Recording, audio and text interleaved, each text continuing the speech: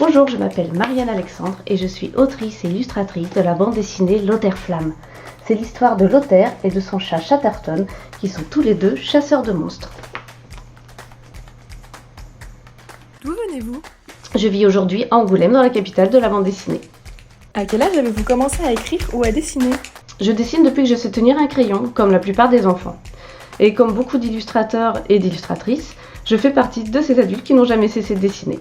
Étiez-vous une enfant imaginative et créative? J'étais une enfant imaginative et créative, mais j'ai surtout eu la chance d'avoir une grande sœur qui l'était aussi. Ensemble, on a fait des tas de projets créatifs, un journal, des cahiers de jeux, des romans, des bandes dessinées. C'était vraiment extraordinaire. Étiez-vous plutôt roman ou BD? Quand j'étais petite, j'étais très frustrée de ne pas savoir lire, d'autant plus que mes parents et ma sœur étaient de très bons lecteurs. Alors dès que j'ai su lire, j'ai lu tout ce qui m'est passé par la main, des romans, des bandes dessinées, je lisais vraiment tout.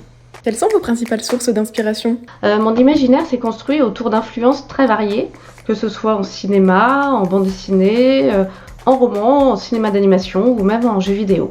Graphiquement, je pense qu'une de mes influences les plus évidentes, c'est le manga. J'ai appris à dessiner en recopiant les personnages de dessins animés de mon enfance. Vos histoires sont-elles inspirées de faits réels, d'anecdotes personnelles ou préférez-vous les imaginer? J'aime beaucoup mêler les deux en fait. Mes histoires sont principalement fictionnelles, mais j'aime bien distiller des petites anecdotes, des symboles inspirés de la vie réelle. Quand avez-vous publié votre premier livre et quel était son titre? Mon premier livre s'appelle Le Royaume Blanc. Il est d'ailleurs basé sur une anecdote de mon enfance, même si c'est une histoire purement fictionnelle. Il est sorti en 2011, ce qui fait maintenant déjà 10 ans. Quel est le style de BD sur lequel vous préférez travailler? J'aime travailler sur des histoires d'aventure avec un peu de fantastique et un peu d'humour. Où et quand préférez-vous écrire ou dessiner? Alors c'est ici que tout se passe en fait. C'est là, c'est l'endroit où je dessine et où j'écris principalement.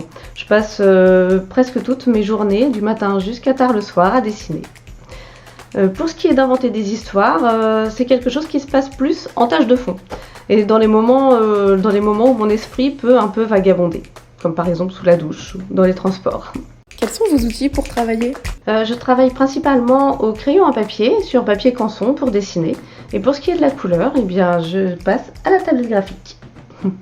Combien vous faut-il de temps pour terminer un ouvrage? Tout dépend du nombre de pages, mais pour un album BD comme Lothaire-Flamme, il me faut à peu près 1 an, entre l'écriture du scénario jusqu'à la livraison des pages couleurs.